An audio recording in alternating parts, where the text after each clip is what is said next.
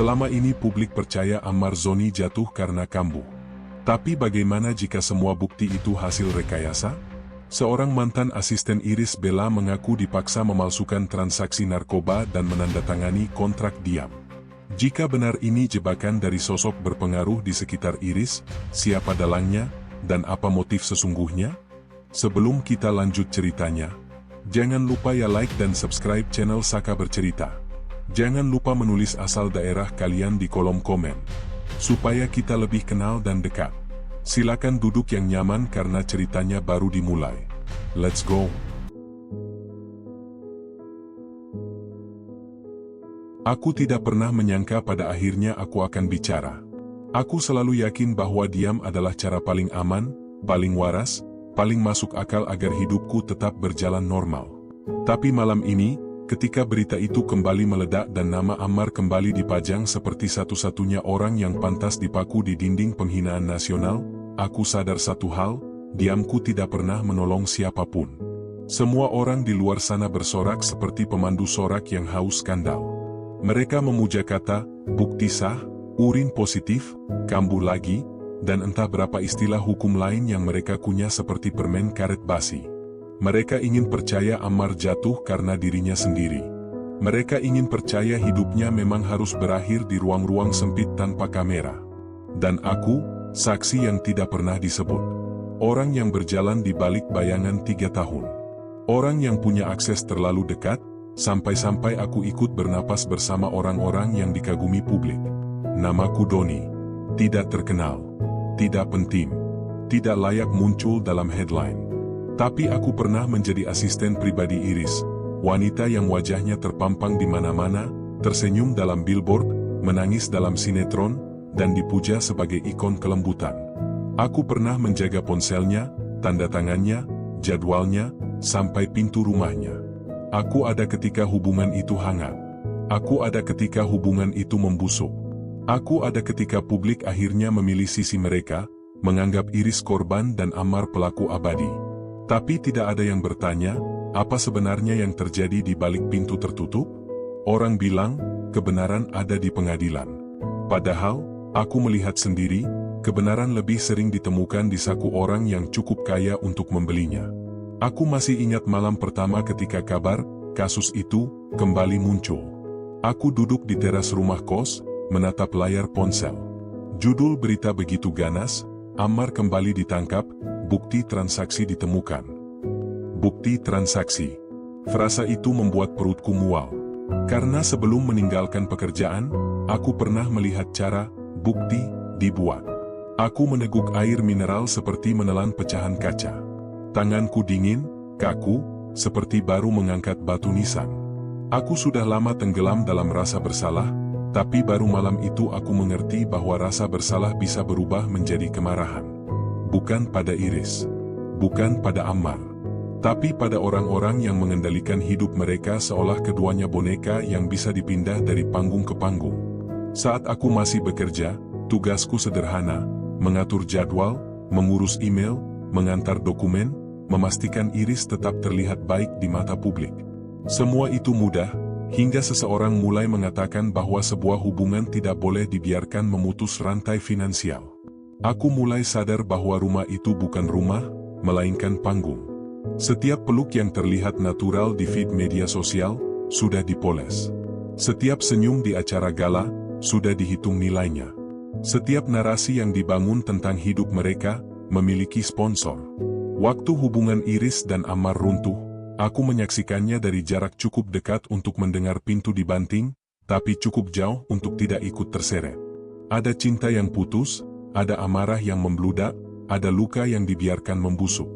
Tapi sebuah hubungan rusak bukan alasan untuk menghancurkan hidup seseorang, kecuali jika ada kepentingan lain. Aku tidak bicara soal kebenaran hukum. Itu urusan aparat. Yang kubicarakan adalah betapa mudahnya publik percaya bahwa screenshot chat adalah wahyu turun dari langit.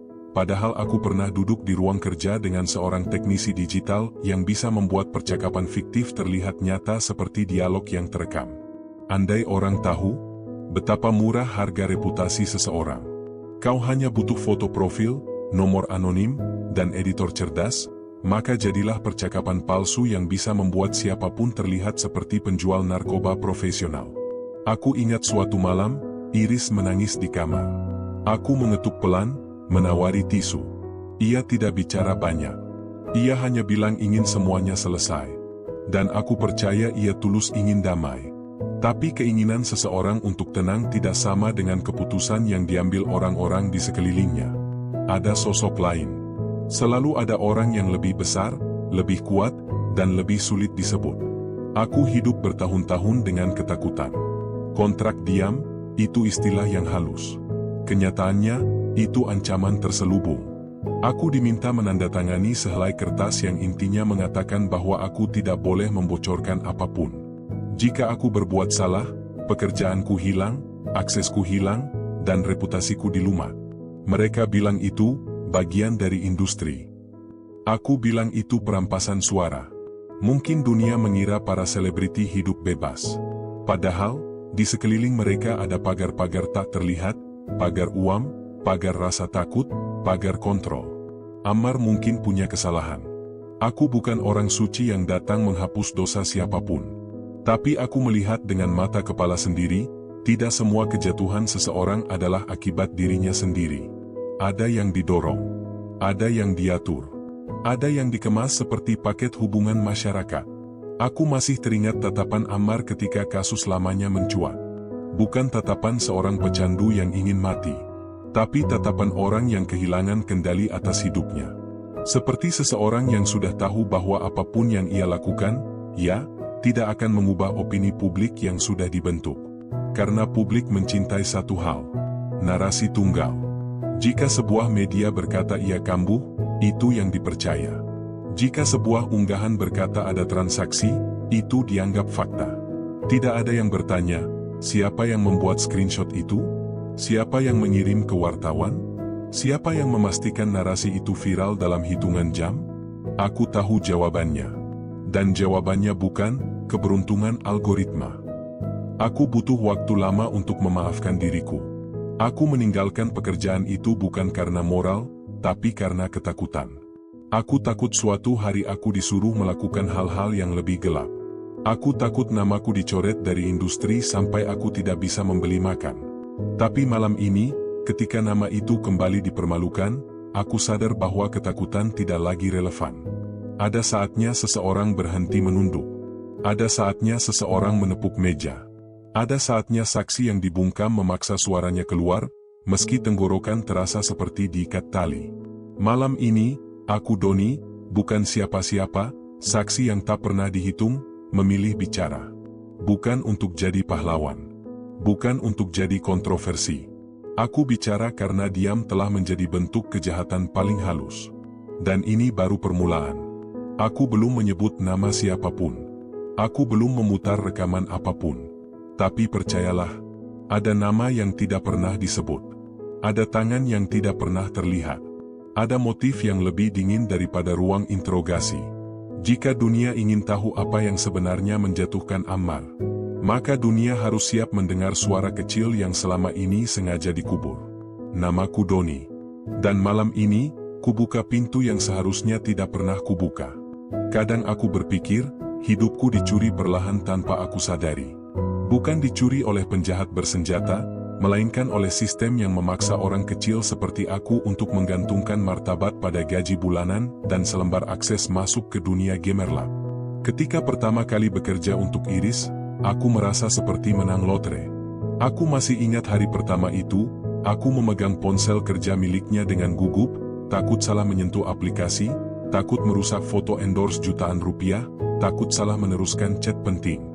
Aku masih lugu. Masih percaya dunia entertainment adalah mimpi panjang yang penuh lampu sorot. Tugasku sederhana, membuka email, mengecek undangan acara, mencatat waktu make up, membantu memilih gaun. Aku tidak pernah mengira bahwa dari meja kecil tempatku mencatat jadwal, aku akan melihat retakan pertama dalam hidup yang tampak sempurna itu. Rumah tempat Iris tinggal waktu itu seperti museum mewah. Lantainya licin, sofa putihnya harum parfum impor. Tapi keindahan tidak selalu memantulkan kedamaian. Kadang, rumah terlalu rapi justru menyembunyikan hidup yang sedang dikontrol. Hari-hari awal aku menemukan pola, setiap gerak Iris dipantau. Setiap telepon diangkat dalam speaker. Setiap rencana dikoreksi. Setiap emosi dibaca. Bukan oleh suami, tapi oleh seseorang yang punya hak finansial atas hidupnya. Aku tidak mau menyebut siapa, tapi sosok itu seperti tali tak terlihat yang melingkari semua keputusan. Seolah-olah Iris tidak punya hak mengambil napas sendiri. Jadwalnya bukan jadwal manusia. Ia bangun karena panggilan kerja, bukan karena tubuhnya siap. Ia tersenyum bukan karena bahagia, tapi karena kamera menuntut itu. Sementara aku melangkah mengikuti ritme itu, aku mulai memahami apa itu kehilangan tahun. Kau tidak perlu berada di penjara untuk kehilangan hidupmu. Kau hanya perlu dikunci dalam sistem yang memaksamu menjalani hari tanpa pilihan. Aku tahu kapan Iris marah, ia menarik napas panjang dan memijat tengkuk. Aku tahu kapan ia takut, ia menunduk lama, seolah mencari pintu keluar. Aku tahu kapan ia hancur, ia duduk lama di kamar mandi, membiarkan shower mengalir tanpa memandikan tubuhnya. Aku juga tahu kapan ia menahan tangis, biasanya setelah menerima telepon panjang yang mengubah jadwal mendadak. Telepon itu bukan sekadar instruksi kerja. Telepon itu adalah bentuk kendali. Aku sering berdiri di balik pintu, memegang binder jadwal sementara suaranya terdengar lirih. Aku lelah, aku hanya ingin tenang, aku ingin memutus semua ini. Tapi pintu itu tidak pernah benar-benar terbuka. Ketika ia menarik gagangnya, selalu ada suara lain menahannya. Tidak sekarang. Atur ulang nanti. Fokus pada pekerjaanmu. Aku menyaksikan seorang perempuan dewasa kehilangan hak untuk memutuskan hidupnya sendiri. Di waktu yang sama, aku melihat Ammar mencoba masuk ke hidup itu dengan penuh luka. Mereka berdua punya bahasa sayang sendiri, kadang bising, kadang dingin, kadang berantakan. Tapi hubungan manusia tidak pernah sesederhana media. Aku ada ketika mereka masih tertawa di dapur, makan mie instan sambil menertawakan komentar netizen. Aku ada ketika pertengkaran pertama memecah piring. Aku ada ketika Iris memeluk perutnya sendiri, bukan karena sakit fisik, tapi karena cemas menghadapi publik. Banyak yang mengira rumah selebriti adalah arena pesta. Bagiku, rumah itu adalah tempat orang-orang kehilangan hak menentukan arah hidup. Sebagai asisten, aku menjadi saksi yang terlalu dekat. Aku menyaksikan Iris kehilangan kepercayaan diri sedikit demi sedikit. Setiap keputusan harus disetujui. Setiap foto harus melalui persetujuan pihak yang disebut tim. Tim? Nama yang lucu untuk sekelompok manusia yang menganggap emosi seseorang sebagai aset. Saat itu aku mulai bertanya, siapa yang sebenarnya menjalani hidup? Iris atau orang-orang yang menggenggam rekeningnya? Belum lagi akses digital. Oh, aku sangat ingat bagian ini, ponsel kerja Iris bukan miliknya sepenuhnya. Ada sinkronisasi otomatis. Ada backup yang tidak ia minta. Ada log masuk yang mencurigakan dari perangkat lain. Aku pernah memergoki notifikasi. Sinkronisasi akun berhasil. Tapi Iris tidak sedang memegang laptop. Ia bahkan tidak tahu kata sandi akun itu. Ketika kukatakan padanya, ia hanya tersenyum kecil dan bergumam. Sudahlah, yang penting aku bisa bekerja. Itu bukan pasrah. Itu kalah. Seiring waktu, aku menjadi lebih banyak diam. Karena siapapun yang bertanya terlalu banyak dianggap mengganggu. Dan siapapun yang mengganggu akan disingkirkan. Aku mendengar pembicaraan panjang tentang bagaimana kontrak baru akan menjamin masa depan. Tapi setiap kali kata masa depan muncul, selalu diikuti kata target, kapitalisasi, dan pembatasan akses. Kau tahu apa artinya kehilangan tahun? Artinya waktu berjalan tapi tidak meninggalkan jejak yang kau pilih sendiri. Iris tidak memilih kapan harus tampil. Tidak memilih kapan harus istirahat. Tidak memilih kapan harus menutup pintu untuk sementara. Bahkan ia tidak memilih siapa yang boleh mengunjunginya. Semua hal itu diatur oleh orang-orang yang tidak muncul di layar televisi, tidak dikenal publik, tapi memutuskan siapa yang pantas bertahan. Aku menjadi alat. Yang membawa kopi. Yang membawa dokumen. Yang memastikan semua orang tersenyum walau isi kepala mereka ingin berteriak. Saat orang berpikir Iris selalu damai, aku justru sering melihat ia duduk di ruang tamu sambil memandangi satu titik kosong di dinding. Wajahnya tenang, tapi jemarinya gemetar. Itu bukan getaran gugup biasa. Itu bahaya mental yang tidak pernah dibahas media. Dan ketika konflik rumah tangga makin membesar, ia menunggu seseorang menyelamatkan keadaan. Tapi orang yang ia tunggu bukan suaminya, melainkan sosok yang memegang keuangan dan jaringan media. Itu titik di mana aku sadar bahwa cinta bukan lagi keputusan dua manusia. Cinta berubah menjadi saham. Siapa untung, siapa rugi, siapa harus disingkirkan. Setiap kali terdengar kabar miring tentang Ammar, ada mata yang berbinar bukan karena kebenaran terungkap, tapi karena satu hambatan bisnis mulai melemah. Kedekatanku pada rumah itu membuatku belajar satu hal pahit. Ketika uang mengambil alih hubungan, manusia kehilangan suara. Beberapa mengatakan Iris lemah. Aku mengatakan ia dikelilingi orang kuat yang tidak memberi ruang bernapas. Dan aku, Doni, orang kecil yang mengantar makanan dan menghapus email spam, justru menjadi saksi hidup yang diam-diam melihat kontrol digital, pengawasan ponsel, rekayasa narasi, dan pembatasan keputusan. Tahun-tahun itu bukan milikku. Tapi sebagai saksi, aku ikut kehilangan sesuatu. Rasa percaya pada sistem yang membungkus manusia dengan glamor lalu mencabut kemerdekaan mereka pelan-pelan. Ada satu momen yang selalu menempel di kepalaku. Suatu sore, Iris memandang keluar jendela dan berkata lirih, "Andai aku bisa memulai dari nol, tanpa kontrak, tanpa sorotan, tanpa siapapun." Aku menatapnya, tanpa tahu harus menjawab apa. Karena aku tahu, di dunia kami, impian seperti itu hanya bisa dibisikkan, tidak pernah bisa dilakukan. Dan saat itulah aku mengerti bahwa hidupnya sedang dicuri, tahun demi tahun, momen demi momen, hingga ia bahkan lupa definisi kebebasan. Sedangkan aku baru mulai mencium bau busuk kekuasaan yang kelak menyeretku jauh lebih dalam. Ini baru awal. Dan aku belum melihat sisi tergelapnya. Aku masih mengingat hari itu dengan jelas. Bukan karena ada kejadian dramatis, bukan karena ada suara pintu dibanting, tapi karena keheningannya terasa tidak wajar. Hari itu seperti adegan slow motion dalam kepala. Semua orang tampak bergerak pelan, wajah-wajah berhati baja menatap layar ponsel sambil menunggu aba-aba. Aku duduk di ruang kerja kecil di lantai 2. Di ruangan itu, aku biasa menata jadwal dan mengecek email. Biasanya suasana ramai, banyak tawa palsu, banyak ide-ide endorsement yang dikoordinasi. Tapi hari itu, hanya ada kesenyapan. Tiba-tiba sebuah pesan masuk di ponsel kerja. Naik ke ruang kaca. Sekarang. Ruang kaca. Ruang yang hanya dipakai ketika ada sesuatu yang tidak boleh terdengar oleh siapapun. Aku naik pelan, berusaha menyembunyikan degup jantungku. Begitu pintu kubuka, ada 3 orang di sana. Bukan Iris. Bukan Ammar. Tapi 3 orang yang memegang struktur keuangan dan manajemen publik. Mereka menatapku bukan sebagai manusia, tapi perangkat kerja. Salah satu dari mereka mendorong laptop ke arahku. Di layar terlihat tampilan aplikasi editor sederhana, dan sebuah tangkapan layar percakapan chat. Percakapan itu membahas pembelian barang dan transfer cepat. Kutelaah baik-baik, itu dibuat seolah dari seorang artis kepada seorang anonim. "Aku butuh kamu buat ulang yang seperti ini," ujar salah satu dari mereka, nada suaranya santai seolah meminta aku menggandakan berkas administrasi. Aku terdiam. Aku tidak mengerti konteksnya. Ia tersenyum kecil, senyum yang tidak mengubah sorot matanya. "Kamu tidak perlu mengerti. Kamu hanya perlu ikut instruksi."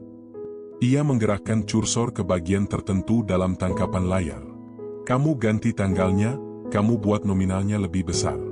Dan pastikan nama kontaknya diganti dengan nama unik. Jangan Norau." Aku merasakan tenggorokanku mengering. "Ini untuk apa?" "Arah pemberitaan itu penting," ujarnya ringan. "Opini publik itu aset. Kalau kamu mau bertahan lama dalam industri ini, kamu harus berperan." Sederhana, sinis, menusuk. Orang kedua menyodorkan amplop. Tidak tebal, tapi cukup untuk membuat orang kecil seperti aku merasa dihargai. Anggap saja bonus loyalitas. Aku tidak langsung mengambilnya. Tanganku menggenggam sisi meja. Aku tahu betul, ketika seseorang memberi bonus tanpa alasan, Yang mereka beli bukan tenaga, tapi keberpihakan. Aku menelan ludah. Aku hanya asisten jadwal. Aku bukan bagian editing. Suara mereka berubah sedikit keras. Kamu bekerja di sini. Kamu bagian dari ini. Kita semua sudah harus satu suara. Satu suara. Frasa yang terdengar seperti propaganda. Mereka tidak menyebut nama siapapun. Tidak menyebut target apapun. Tapi dari caranya mereka mengucapkan, opini publik, aku tahu arah cerita ini. Dalam kepalaku muncul bayangan Ammar. Bukan karena aku fanatik padanya, tapi karena aku tahu ada sesuatu yang ingin dijatuhkan. Ada seseorang yang ingin memastikan dia tidak punya kesempatan bangkit, tidak punya celah kembali kepada Iris. Aku mendorong napas. Kalau ini menyangkut dugaan kriminal, harus ada verifikasi. Orang ketiga akhirnya berbicara, suaranya dangkal seperti air di permukaan batu. Doni, dengarkan dulu. Dunia digital itu bukan kebenaran. Dunia digital itu strategi. Ia menggeser layar, menunjukkan folder berisi beberapa template percakapan palsu. Bahkan bukan hanya satu, ada belasan. Kami hanya menyusun kemungkinan. Tidak ada yang bilang ini akan dipakai persis apa adanya. Tapi kalau tiba saatnya berita butuh elemen visual, kita harus punya stok. Stok. Itu kata yang menghantam logikaku. Seolah percakapan kriminal bisa disimpan seperti stok foto estetik untuk promosi kopi. Aku merasa ingin mundur, tapi kursi di belakangku seperti menahan langkah. Dan aku harus desain ini, untuk siapa? Salah satu dari mereka menyandarkan tubuh. Tidak penting siapa. Yang penting kapan. Itu kalimat paling mengancam yang pernah kudengar. Mereka tidak mengangkat suara, tidak mengancam secara verbal. Tapi ancaman tidak perlu diteriakan. Ancaman bisa berupa ketenangan yang tidak memberi ruang menolak. Akhirnya aku mengambil laptop itu. Mereka memintaku mempelajari cara mengubah metadata. Mengganti zona waktu. Menambah durasi online. Membuat seolah chat itu berlangsung konsisten berjam-jam. Aku bukan grafik desainer, gumamku. Mereka tertawa kecil. Kamu tidak perlu jadi ahli. Publik tidak pernah benar-benar membaca detail. Ada kengerian dalam kenyataan itu. Mereka tidak sedang merancang bukti untuk hukum. Mereka merancang bukti untuk pemberitaan. Karena publik tidak mencari kebenaran. Publik mencari sensasi. Setelah arahan itu, aku pulang tanpa benar-benar pulang. Kepalaku tidak berhenti bertanya, bagaimana aku bisa melibatkan diriku dalam hal seperti ini? Bagaimana aku bisa menerima gaji dari sesuatu yang mulai terasa busuk? Namun saat itu, kesadaranku masih teredam oleh kebutuhan. Aku masih butuh pekerjaan. Masih butuh makan. Masih butuh kehormatan kecil sebagai bagian dari manajemen artis. Dan seperti itulah sistem bekerja. Ia tidak memerintahkan membunuh. Ia memerintahkan berkontribusi pelan-pelan. Beberapa hari kemudian, ada kelanjutan. Aku dihubungi lagi, kali ini hanya oleh satu orang, sosok yang paling manipulatif. Ia menyodorkan kertas. Kontrak loyalitas, katanya. Isinya bukan kontrak kerja, bukan kontrak promosi. Isinya kesepakatan untuk menjaga kerahasiaan semua proses digital, percakapan, proses pengeditan, hingga akses ke akun yang dipantau. Jika aku melanggar, konsekuensinya adalah penonaktifan, blacklist industri, dan potensi tuntutan. Tuntutan. Kata yang bisa menghancurkan hidup orang kelas menengah. Aku memegang pena, tangan gemetar. Kenapa aku harus tanda tangan? Ia mendekat. Karena kamu sudah tahu terlalu banyak. Dan karena kamu akan tahu lebih banyak. Lalu ia menambahkan kalimat yang membuat darahku berhenti mengalir. Kamu harus percaya sistem ini. Kalau kamu patuh, kamu selamat. Kalau tidak, ya, akan ada banyak yang menilai kamu bermasalah. Bermasalah. Satu kata yang bisa mengubur karir siapapun. Akhirnya aku tanda tangan. Bukan karena yakin, tapi karena takut. Dan pada saat tinta pena itu menyentuh kertas, aku tahu hidupku mulai memasuki lorong yang tidak objektif lagi. Mereka tidak langsung menyuruhku membuat bukti transaksi. Tidak langsung menyeretku masuk ke ruang gelap. Tapi hari itu adalah tanda pertama bahwa seorang asisten bisa berubah menjadi alat kendali. Aku sering berpikir, apa jadinya jika hari itu aku berdiri dan bilang tidak? Apa jadinya jika aku keluar ruangan, menutup pintu, dan berhenti bekerja? Tapi kenyataan tidak pernah seherok film pahlawan. Kenyataan lebih realistis, kau takut kehilangan gaji. Kau takut kehilangan akses. Kau takut kehilangan identitas. Malam itu, sebelum tidur, aku menatap lingkaran kontrak di mejaku. Kata, rahasia, seperti menyala. Kata, hak cipta digital, seperti jebakan. Aku tahu aku sedang melakukan hal yang salah. Tapi salah yang dibungkus kebutuhan selalu tampak bisa dimengerti. Dan itu baru perintah pertama. Belum apa-apa. Belum sampai titik paling kotor. Tapi satu langkah cukup untuk menjerumuskan manusia ke jurang. Dan aku sudah melangkah. Aku selalu mengira hidup manusia runtuh karena satu kejadian besar. Ternyata, hidupku mulai runtuh dari hal kecil yang kupaksa ku terima. Seperti pesan singkat misterius, panggilan tengah malam, dan tatapan mata seseorang yang seakan berkata, "Kalau kau buka mulut, habislah kau." Malam itu, aku duduk sendirian di parkiran gedung tempat biasa Iris syuting. Aku sudah bukan asistennya lagi, tapi kebiasaanku belum hilang, menunggui sampai semua orang bubar, memastikan ia aman. Bodoh ya? Sudah dipecat, masih merasa punya kewajiban. Aku membuka ponsel lama, ponsel yang seharusnya kubuang bertahun-tahun lalu. Disitulah ancaman paling jelas dalam hidupku tersimpan. Sebuah rekaman. Durasi hampir 10 menit. Suara seorang pria, dingin, tidak meninggikan volume, tapi setiap kalimat seperti belati yang menempel di tenggorokanku. Kalimat pertamanya masih kuingat jelas. Kau hanya perlu tanda tangan. Tidak usah tahu soal moral.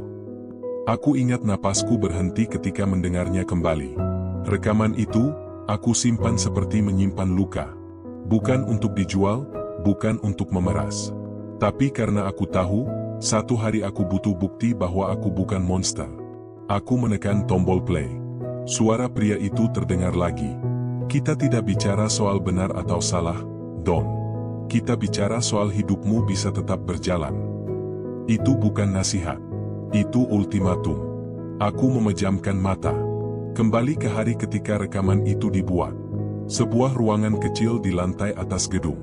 AC rusak. Jendela tertutup tirai gelap.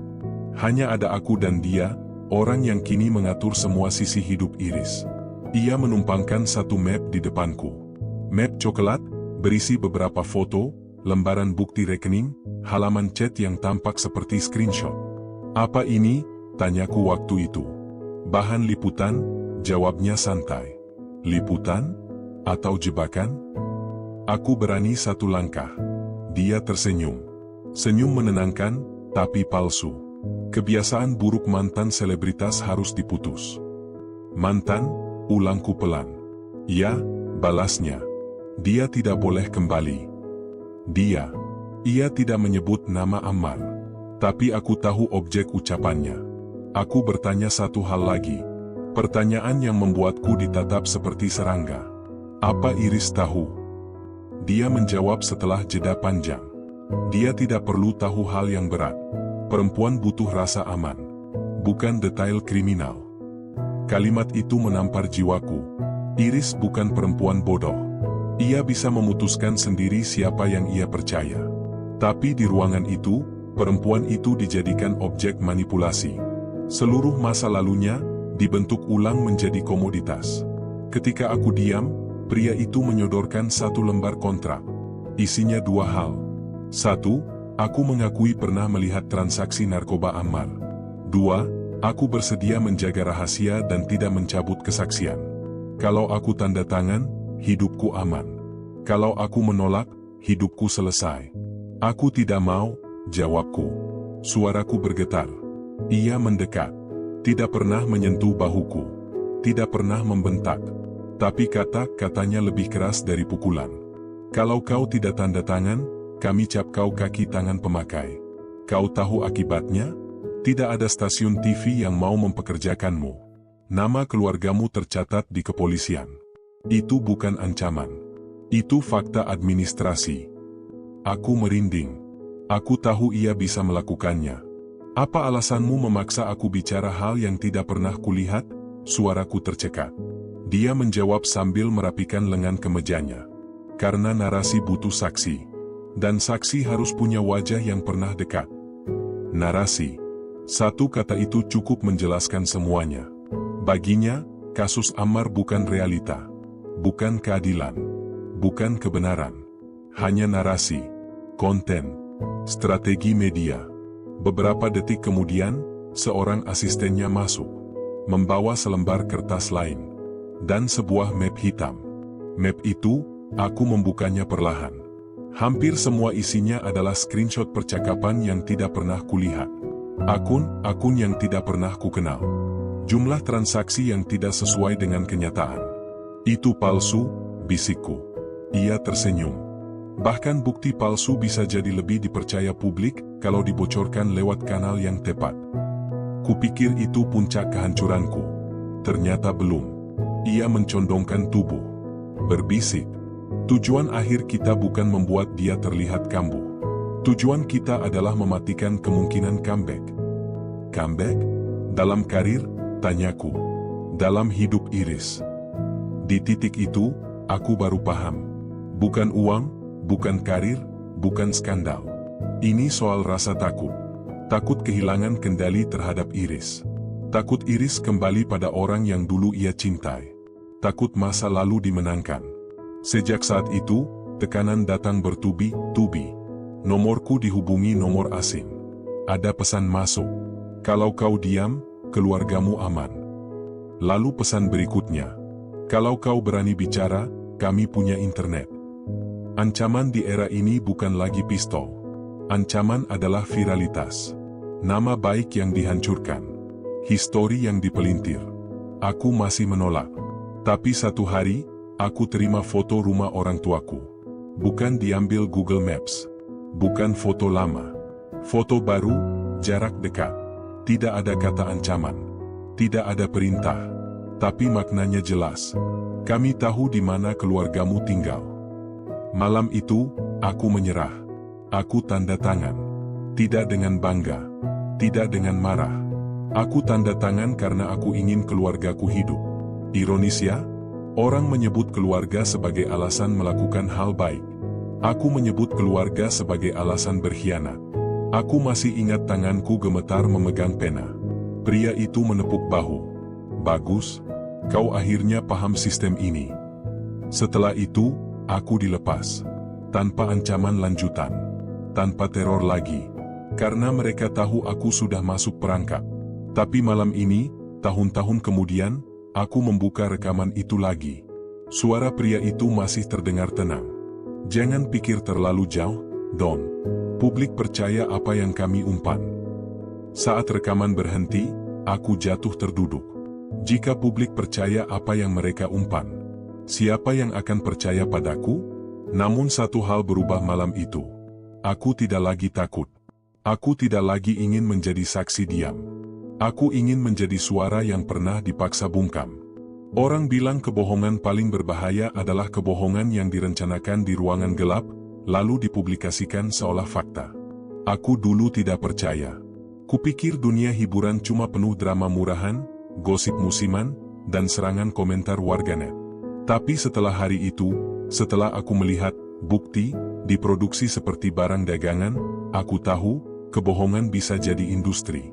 Aku kembali ke momen yang sulit kulupakan. Sebuah kantor kecil dengan pencahayaan neon putih.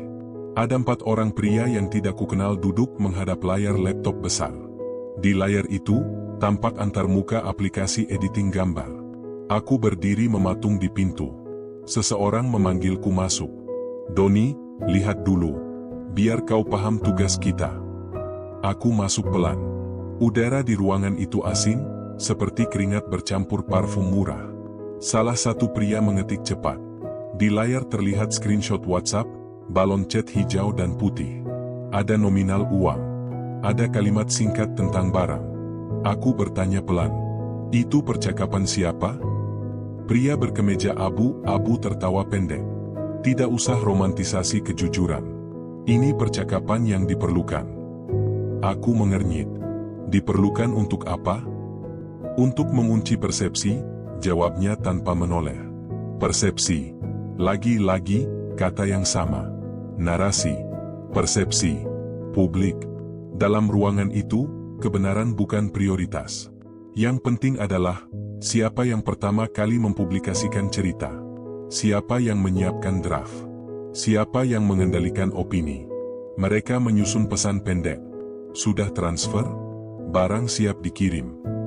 Lalu diganti menjadi, sudah siap paket putihnya? Aku menggigit bibir. Aku tahu Ammar pernah berjuang keras mengatasi kecanduannya. Aku tahu ia pernah jatuh. Tapi aku juga tahu ketika seseorang sedang berusaha bersih, reputasinya sangat rapuh. Satu piksel manipulasi bisa merusaknya selamanya.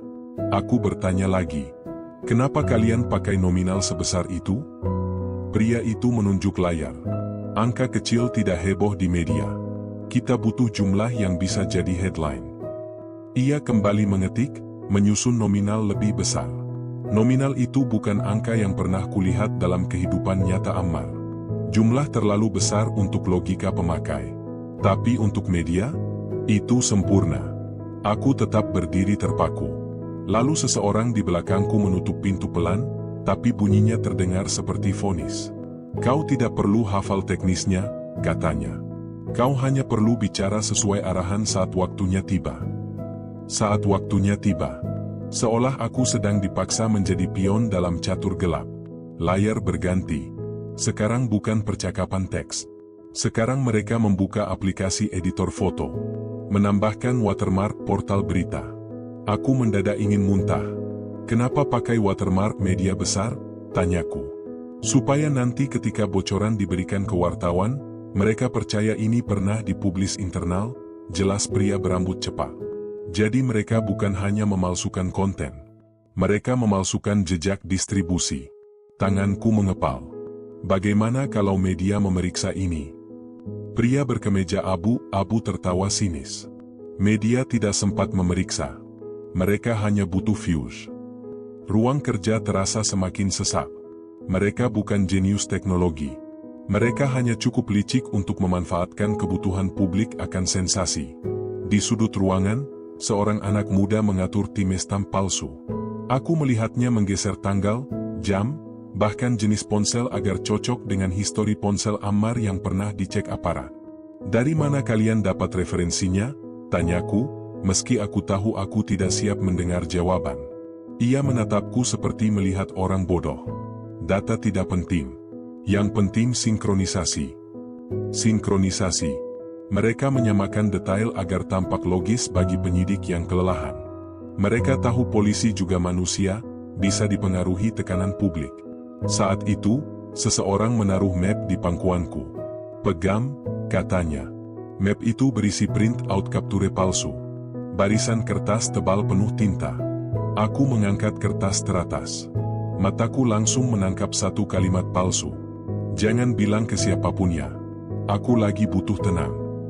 Kalimat itu seperti tusukan di dada. Aku pernah mendengar Ammar bicara soal kecemasan, soal marah, soal kecewa. Tapi aku tidak pernah mendengar ia merencanakan transaksi gelap. Aku belum sempat bicara apa-apa. Tiba-tiba pria berkemeja abu-abu mencondongkan tubuh. Doni, kau mau hidup nyaman atau mau jadi korban? Apa maksudmu? Suaraku serak. Maksudku sederhana. Kalau kau ikut sistem ini, jalanmu terbuka. Kalau kau menolak, namamu terhapus dari industri. Aku menggigit ujung lidahku agar tidak bereaksi berlebihan. Aku ingin marah. Aku ingin meneriakkan bahwa aku bukan sampah. Aku ingin bilang bahwa orang berhak berubah. Aku ingin bertanya kenapa mereka ingin menghancurkan seseorang yang sedang mencoba bangkit. Tapi aku diam. Ketakutan membungkam semua keributan di kepalaku. Di ruangan itu, orang tertawa sambil memalsukan bukti. Perut mereka berguncang, sedangkan jiwaku tercekat. Aku ingin keluar. Tapi seseorang menahan bahuku. Doni, kau dekat dengan Iris. Kau pernah ada saat masa sulitnya. Kau tahu betapa trauma masa lalu bisa kembali menghantui. Aku terpaku. Kenapa kau menyebut trauma? Karena Ammar adalah trauma, jawab mereka. Aku menggeleng. Iris pernah mencintainya. Iris pernah membangun rumah dengannya. Iris pernah mencoba mempertahankan keluarga. Trauma? Aku tidak yakin. Yang ku tahu, Iris berusaha kuat. Tapi mereka tidak ingin Iris kuat. Mereka ingin Iris tergantung. Karena orang kuat membuat keputusan. Orang tergantung menerima kontrol. Seseorang di meja depan mengetuk layar. Sudah fix. Tinggal kirim ke admin akun viral. Admin akun viral, ulangku. Iya, narasi lebih cepat menyebar lewat kanal gosip dibanding siaran resmi. Aku mengangkat wajah. Mereka bukan hanya merusak hukum. Mereka merusak ekosistem informasi. Aku melangkah mundur. Aku butuh udara. Aku butuh keluar dari ruangan. Tapi sebelum pintuku buka, satu suara menghentikanku. Keluar sesuka hatimu. Tapi ingat, kau sudah lihat proses ini. Kau bagian dari ini. Jadi jangan coba bersih tangan. Aku berhenti. Kalimat itu menyiratkan perangkap permanen. Sekali aku melihat, aku dianggap terlibat. Sekali aku tahu, aku dianggap komplice. Aku berjalan keluar ruangan dengan kaki gemetar. Bukan karena takut lagi, tapi karena aku sadar. Aku baru saja menonton kelahiran fitnah. Bukan rumor kecil. Bukan obrolan fans. Tetapi fitnah sistematis yang akan dikonsumsi jutaan orang. Malam itu aku tidak tidur. Aku duduk di dalam mobil, menatap tangan, seolah tinta palsu itu menempel di kulitku. Aku ingin menelepon seseorang. Polisi? Tidak ada keberanian. Media? Tidak ada kepercayaan. Iris? Aku tidak ingin melukainya. Yang kulakukan hanya satu. Menjaga memori itu di kepalaku. Karena suatu hari, dunia harus tahu kenyataan ini. Dan hari itu, kian dekat. Ada momen dalam hidup ketika kau berhenti bertanya kenapa dunia begitu bengkok, dan mulai bertanya kapan kebengkokan itu akan menghancurkanmu. Bagiku, momen itu terjadi di awal tahun ketika kasus Ammar kembali meledak di media. Headline tersebar seperti virus. Komentar publik meletup seperti percikan bensin. Dan tagar tentang kambuh, pecandu, penjara, muncul tanpa jeda. Aku duduk di sebuah warung kopi kecil dekat stasiun. Jam tangan murah di pergelangan terasa terlalu kencang, seakan menahan aliran darah. Di layar ponselku, warganet saling berbunuhan secara verbal. Menyimpulkan hidup orang hanya dari 3 paragraf berita. Sudah jelas. Dia tidak bisa berubah. Lapas saja kurang keras buat yang kayak gitu. Kasihan Iris. Trauma lagi. Trauma. Kata yang sering mereka gunakan untuk melabeli perempuan yang bahkan tidak pernah bicara. Mereka bicara untuk Iris. Mereka marah untuk Iris. Mereka meminta hukuman untuk Iris. Padahal perempuan itu diam. Hari itu, seseorang menghubungiku dengan nomor baru. Tidak ada nama. Tidak ada sapaan. Hanya satu kalimat. Bagian berikutnya sudah dikirim ke akun viral. Besok naik. Aku gemetar. Bagian berikutnya? Ada bagian berikutnya dari fitnah ini? Apakah mereka belum puas? Belum cukup menjebak seseorang hingga publik benar-benar menutup pintu peluang rehabilitasi? Aku menulis balasan sebelum sadar apa yang kutulis. Apalagi yang kalian mau darinya? Balasannya cepat. Hanya 2 kalimat. Kami belum selesai. Target final tetap sama. Nusa Kambangan. Huruf demi huruf terasa seperti batu menghantam wajahku. Mereka ingin Ammar dipindah ke penjara tersulit. Bukan sekadar hukuman. Bukan sekadar penghakiman. Mereka ingin penghapusan eksistensi. Karena sejak seseorang dipindah ke Nusa Kambangan, media tidak lagi punya akses mudah. Tidak ada kunjungan kamera. Tidak ada dokumentasi wawancara. Tidak ada publikasi air mata. Ia menghilang dari peta sosial. Di meja warung, kopi hitamku mulai dingin. Tapi kepalaku panas. Aku mengulang pesan itu. Nusa Kambangan. Penjara untuk kriminal berat, bukan untuk orang yang sedang berjuang melawan diri sendiri. Aku berdiri. Berjalan cepat ke jalan. Aku tidak peduli kemana kakiku melangkah. Lalu sebuah pikiran menamparku keras. Kalau mereka punya bagian berikutnya, berarti mereka punya bukti baru. Bukti palsu baru. Aku teringat ruangan kecil dan komputer yang memproduksi screenshot palsu. Apa yang akan mereka buat kali ini? Percakapan baru? Transfer baru? Video palsu? Aku mengusap wajah karena panik. Aku merasa dinding kota mengecil. Aku merasa seluruh udara menjadi bukti ancaman. Aku tahu aku harus menghentikan semuanya. Tapi bagaimana? Aku hanya mantan asisten. Aku bukan jaksa. Bukan pengacara. Bukan pejabat. Aku hanya seseorang yang pernah memegang payung untuk iris ketika hujan turun. Dan sekarang aku memegang bom yang setiap saat bisa meledakkan hidupku. Malamnya, aku nekat mendatangi salah satu pengacara publik yang sering komentari kasus hukum artis. Aku tidak membuat janji. Aku hanya datang, duduk, dan menunggu. Ketika akhirnya beliau keluar dari ruangan konsultasi, aku berdiri. "Pak, saya butuh bicara." Dia mengangguk. Kami masuk ke ruangan kecil. Aku mengeluarkan napas panjang. Saya tahu soal bukti palsu yang dipakai untuk kasus Ammar. Dia berhenti menulis, mengangkat alis. Bukti palsu? Aku mengangguk. Saya lihat proses pembuatannya. Saya dengar ancamannya. Saya diberi kontrak untuk menandatangani pernyataan palsu. Dia menyilangkan tangan. Kenapa tidak melapor dari dulu? Pertanyaan sederhana. Tapi tidak ada jawaban sederhana. Karena saya diancam. Karena mereka tahu alamat keluarga saya. Karena saya takut. Itu jawaban jujur. Pengacara itu menghela napas. Kau sadar, kalau kau akui sekarang, kau juga bisa dianggap terlibat. Aku menunduk. Lebih baik aku dianggap terlibat daripada membiarkan orang dihancurkan. Dia menggeleng pelan. Bukan begitu cara hukum bekerja. Butuh bukti. Butuh materi. Butuh keberanian. Aku hendak mengeluarkan rekaman di ponsel. Rekaman yang kusimpan bertahun-tahun. Tapi sesuatu di dalam diriku menahan. Bagaimana kalau ia disabotase? Bagaimana kalau rekaman itu hilang? Bagaimana kalau tiba-tiba aku dilaporkan balik? Aku memutuskan menahan diri. Aku butuh waktu. Pengacara itu berdiri. Kalau kau yakin ingin bicara, pastikan satu hal dulu, siap hidup sebagai musuh orang berkuasa. Aku keluar dengan perut perih seperti habis ditinju. Aku baru sadar. Melawan bukan soal benar atau salah. Melawan adalah soal bertahan dari konsekuensi. Malam itu aku kembali ke rumah kontrakan kecilku. Aku membuka folder rekaman. Tangan gemetar. Suara pria itu masih sama dinginnya. Kau hanya perlu tanda tangan. Publik akan memakan sisanya. Aku menutup wajah dengan telapak tangan. Aku seperti memegang korek api di ruangan berisi bensin. Sekali kusulut, seluruh sistem bisa terbakar.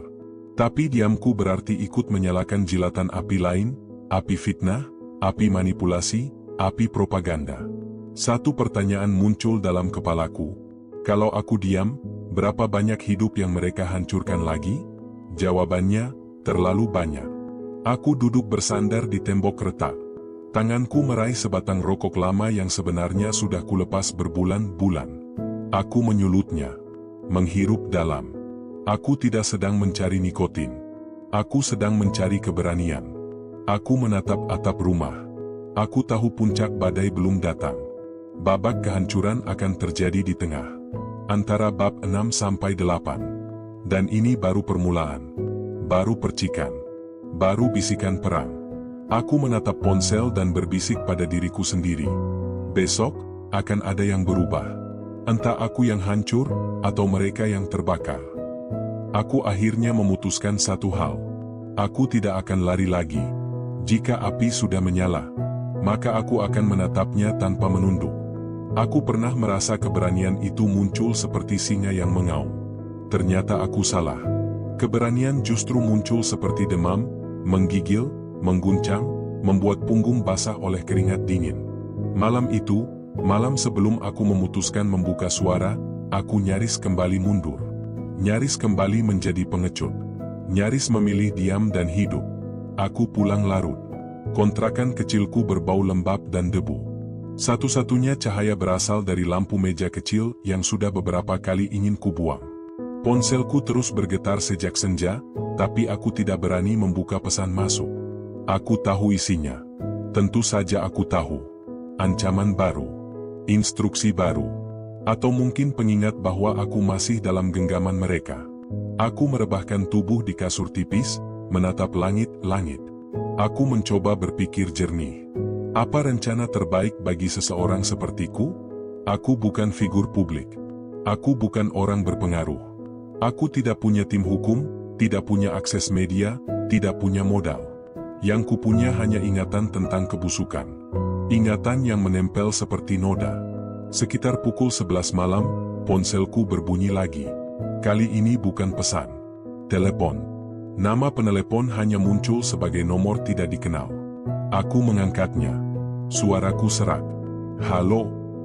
Tidak ada suara selama 2 detik. Lalu, suara berat, datar, tanpa ekspresi. Doni, besok pagi kau akan datang ke kantor. Ada dokumen baru. Dadaku langsung sesak. Dokumen apa? Tanyaku pelan. Tambahan narasi. Untuk memuatkan pemberitaan. Tambahan narasi. Frasa itu seperti hukuman mati bagiku. Aku tidak ingin ikut lagi, balasku. Aku sudah cukup. Belum sempat bicara panjang, ia memotong cepat. Kau tidak punya pilihan. Keheningan berikutnya terasa seperti tali yang melilit leher. Saya, bukan robot. Saya tidak bisa terus bohong, kataku nekat. Dia tertawa kecil. Tertawa yang tidak lucu, tidak manusiawi. Semua orang bisa bohong. Kau hanya belum menemukan harga yang tepat. Aku mengepal tangan. Harga? Ini hidup orang.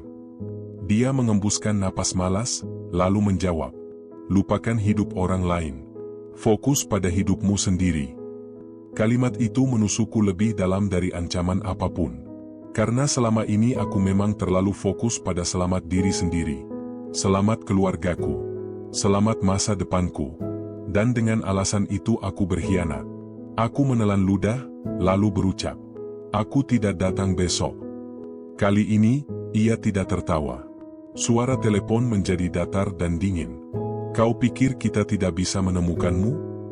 Dadaku terasa sesak. Kau pikir keluargamu aman tanpa kami tahu? Aku terdiam. Jantungku melompat. Tulang punggungku seperti digenggam tangan tak terlihat. Lalu ia menutup telepon. Aku gemetar sampai harus duduk di lantai. Aku merasa seperti anak kecil yang sedang menunggu monster keluar dari lemari. Setelah 10 menit, ponselku kembali bergetar. Pesan masuk. Foto rumah orang tuaku, diambil dari seberang jalan. Tidak ada teks tambahan. Tidak perlu. Pesan itu sudah cukup untuk membuat nadiku berpacu. Aku menutupi wajah. Dalam pikiranku, muncul 2 suara yang saling bertarung. Lari. Lawan. Kedua suara itu beradu tanpa memberi ruang napas. Aku berdiri dan memutuskan keluar rumah. Aku tidak peduli jam berapa. Aku butuh udara. Aku butuh cahaya jalan. Aku butuh melihat orang, agar aku tidak merasa dunia telah diserahkan kepada kegelapan. Aku berjalan tanpa tujuan. Kota sudah setengah tertidur. Lampu toko padam. Hanya pusat perbelanjaan tertutup yang memantulkan bayanganku. Aku tidak lagi memikirkan diriku saja. Aku memikirkan Ammar, duduk sendiri di balik jeruji. Ia mungkin tidak sempurna, mungkin pernah tersandung, mungkin pernah jatuh. Tapi kejatuhan bukan alasan untuk dijadikan tumbal. Aku memikirkan Iris, yang sekarang hidup dengan kendali orang lain. Ia mungkin tidak tahu apa yang sebenarnya terjadi di belakang layar. Ia mungkin hanya percaya narasi yang ditawarkan kepadanya. Aku memikirkan publik, yang selalu lapar akan drama. Yang akan dengan senang hati membakar reputasi seseorang tanpa tahu prosesnya. Semua itu semakin menguatkan satu hal. Diam bukan pilihan. Dan entah dari mana, ingatan tentang rekaman itu muncul lagi di kepalaku. Rekaman suara seorang pria yang berkata, "Publik percaya apa yang kami umpan. Jika aku membiarkannya terus, kalimat itu akan menjadi kebenaran absolut. Dan keadilan akan dikubur oleh trending topik." Aku berhenti di seberang sungai kecil. Angin malam menerpa wajahku. Bau air yang amis dan busuk bercampur dengan aroma hujan. Aku mengeluarkan ponsel. Membuka rekaman. mendengarnya lagi. Suara itu masih setenang ular. Kalau kau tidak tanda tangan, kami cap kau kaki tangan pemakai. Aku menahan napas. Aku sadar satu hal besar. Mereka sudah menulis skenario. Mereka tinggal menunggu aktornya patuh. Aku diharapkan menjadi aktor, bukan manusia. Dan saat kesadaran itu menghantam keras, aku merasakan kemarahan yang tidak pernah kurasakan sebelumnya. Kemarahan itu bukan lagi ketakutan. Kemarahan itu bukan lagi putus asa. Kemarahan itu adalah tekad. Aku berbisik pada diriku sendiri. Kalau besok mereka menunggu aku akan datang. Tapi aku tidak akan tunduk. Aku pulang ke kontrakan dengan langkah pelan. Tidak lagi gemetar. Tidak lagi menggigil. Aku tahu risikonya. Mereka bisa memfitnahku. Mereka bisa melaporkanku.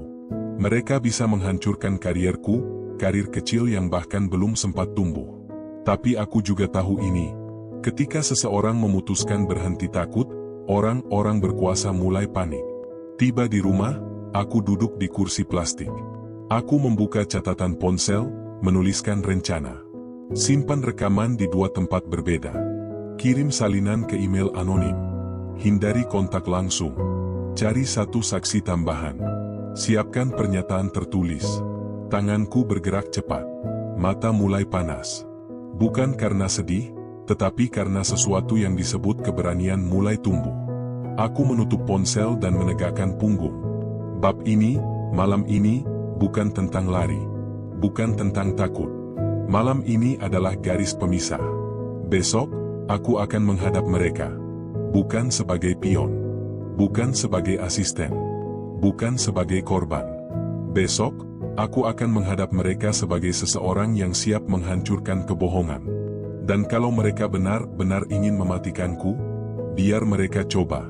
Karena untuk pertama kalinya dalam hidup, aku tidak lagi sendirian secara moral. Ada suara kecil, jauh di dalam dadaku, suara yang selama ini dibungkam. Kebenaran butuh seseorang yang berani mengeluarkannya. Dan malam itu, aku akhirnya menjadi orang itu. Aku tidak pernah tahu bahwa satu file audio di dalam ponsel jebolanku akan menjadi barang paling berharga dalam hidupku. Sampai hari itu, hari ketika seseorang menepuk bahuku di parkiran mal, memakai masker, memakai topi, dan berbisik lirih seolah sedang mengirim kode maut. Pastikan kamu tidak mati sia-sia, Don. Aku memutar badan dengan kaget, tetapi orang itu sudah berjalan pergi. Suaranya aku kenal, tapi aku pura-pura tidak tahu. Ketakutan dan dorongan untuk menyelesaikan semua ini bercampur menjadi satu racun aneh yang memaksa aku terus maju. Malam itu aku duduk di kamar kos kecil yang hanya diterangi lampu seadanya.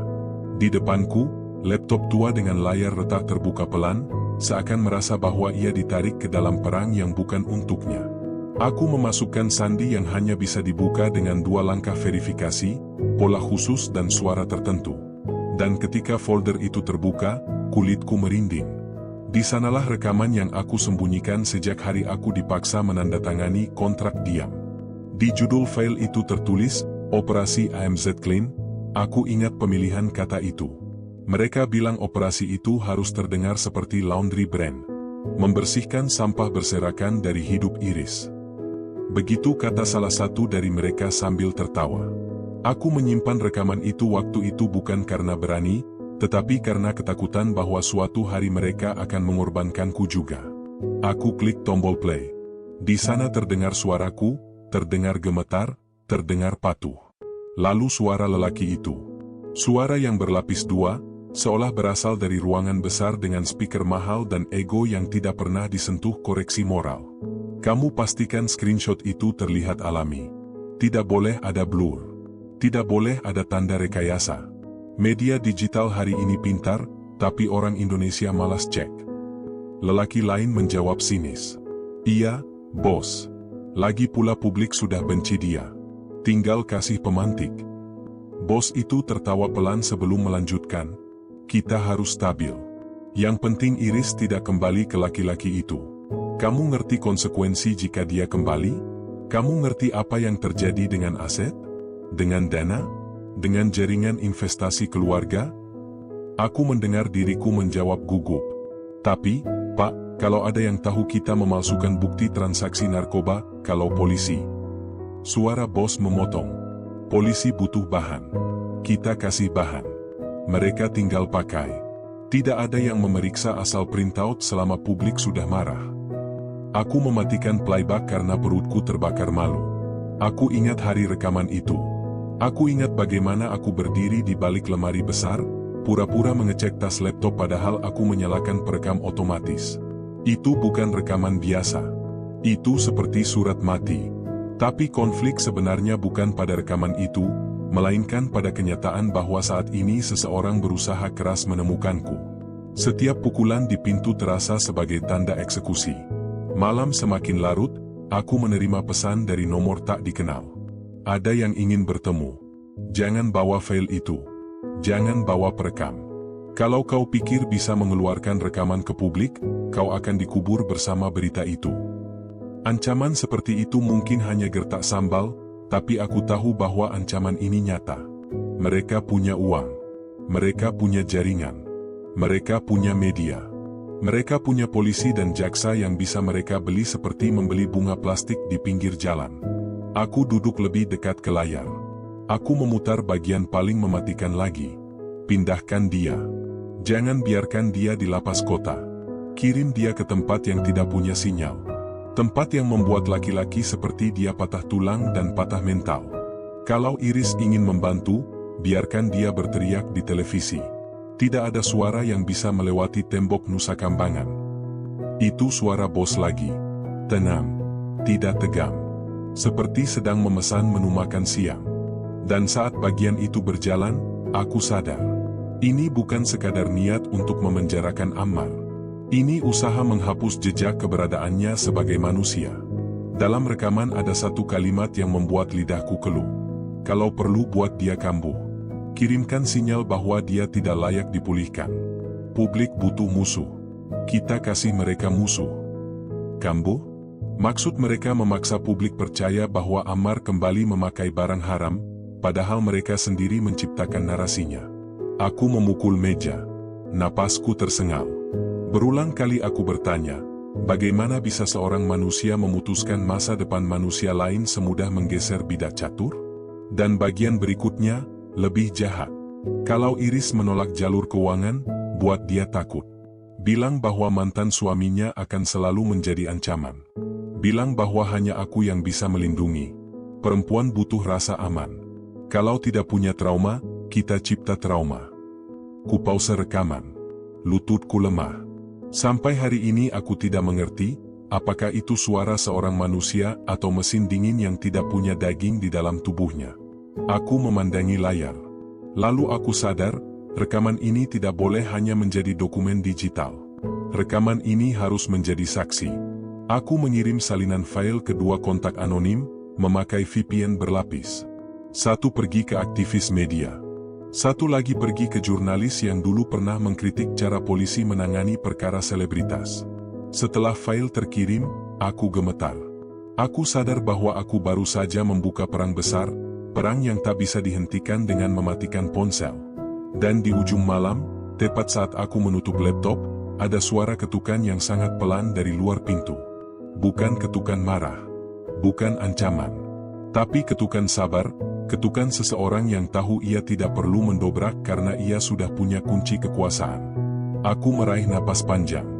Aku menggenggam ponsel, siap menghubungi siapapun yang masih sudi menerima teleponku. Lalu suara itu masuk dari balik pintu. Nada berat. Lembut tapi penuh racun. Doni, jangan lakukan sesuatu yang membuat ibumu kehilangan anaknya. Aku memejamkan mata. Malam meremukkan dadaku. Dan saat itu aku tahu, konflik belum selesai. Baru dimulai. Is this conversation helpful so far? Tidak ada bunyi yang lebih mematikan daripada ketukan pelan yang datang dari seseorang yang tidak perlu berteriak. Ketukan itu seperti kode. Mereka sudah tahu letakmu, mereka sudah tahu ketakutanmu, dan mereka hanya menunggu keputusan apakah kamu menyerahkan kepala sendiri atau memaksa mereka memotongnya. Aku duduk memandang gagang pintu itu lama sekali. Tanganku dingin. Telapak mengecap keringat. Aku tidak menjawab ketukan apapun. Tapi aku tahu suara siapa itu. Aku bisa menebaknya dari cara ia menyebut namaku seakan kami kawan yang sedang bercanda. Doni. Suaranya kembali terdengar. Lembut. Tidak mengancam. Tapi justru itu yang membuat nadinya dingin. Buka pintunya. Kita bicara seperti manusia. Aku tidak ingin membuka pintu. Kalau aku buka, hidupku selesai. Kalau aku tutup, hidupku hilang pelan-pelan. Pilihan mana yang lebih menyakitkan? Aku duduk di lantai, bersandar ke tembok, memeluk lututku. Di kepalaku muncul bayangan ibu. Perempuan kecil dengan rambut mulai memutih. Ia tidak tahu apa-apa. Tidak tahu anak yang ia banggakan pernah terlibat manipulasi digital untuk menghancurkan karakter seseorang. Tapi sekarang, ancaman itu menjadikan ibu sebagai sandera moral. Kalau kamu tidak buka, Don, aku akan kembali. Dan lain kali aku tidak sendiri. Langkah kaki itu menjal. Pintu tidak didobrak. Tidak ada suara intimidatif. Tidak ada ultimatum. Justru ketenangan itulah yang membuatku merasa seperti seekor binatang yang sedang diburu dengan teknik profesional. Biarkan ia lari dulu, biarkan ia merasa aman, lalu jebak ketika napasnya sudah habis. Aku menunggu 1 jam sebelum mengintip jendela. Parkiran sepi. Motor tua milikku masih ada. Tidak ada mobil mewah. Tidak ada rombongan. Hanya angin malam yang membawa bau hujan.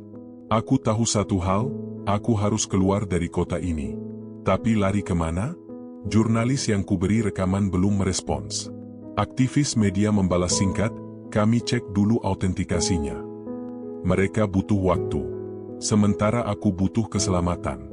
Kupakai jaket hitam, kubungkus laptop dan flash disk ke dalam tas. Aku keluar melalui jendela, tidak lewat pintu. Melompat ke tanah basah. Menyusuri gang kecil. Nafasku pendek-pendek, seperti tanpa oksigen. Saat tiba di jalan besar, aku naik motor.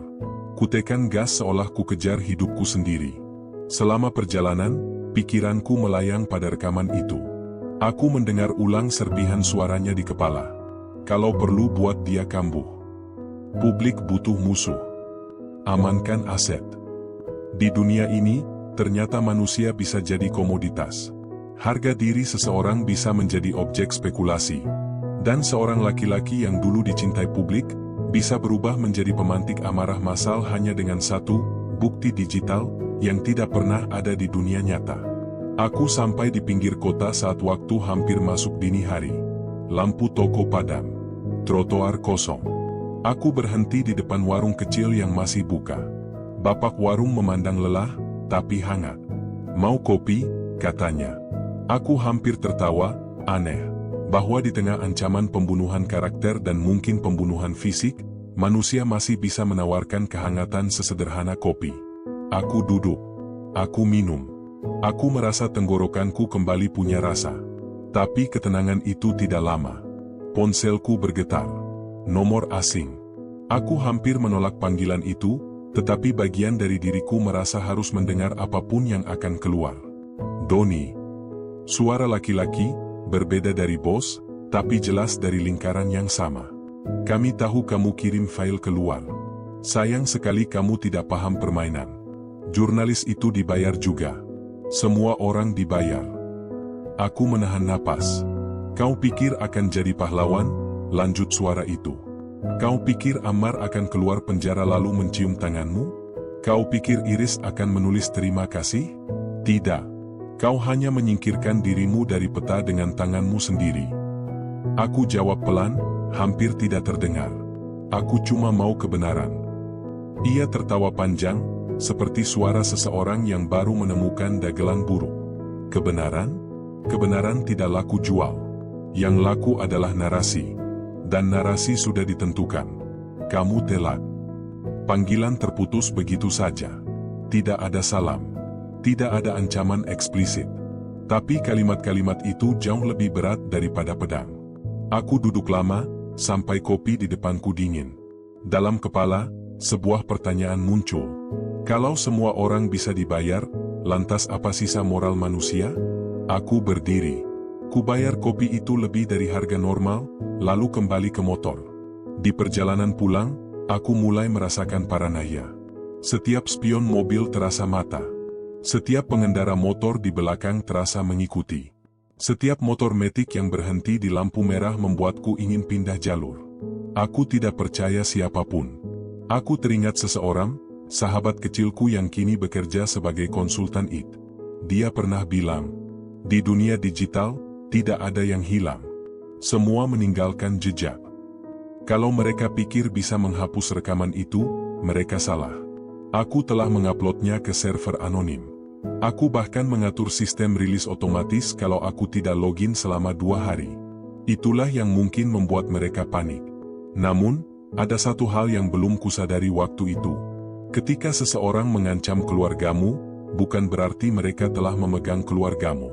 Kadang justru sebaliknya, mereka belum menemukan keluarga itu, maka mereka mencoba menggertakmu agar panik dan melakukan kesalahan. Dan aku hampir melakukan kesalahan itu. Aku memutar balik motor dan menuju rumah ibu. Aku harus memastikan ia aman. Aku tidak peduli kalau aku terlihat. Aku tidak peduli kalau mereka mengikuti. Sesampainya di sana, aku mendapati rumah gelap. Pagar terkunci. Tidak ada mobil asing. Tidak ada jejak aneh. Aku mengetuk pintu kamar ibu pelan. "Ibu?"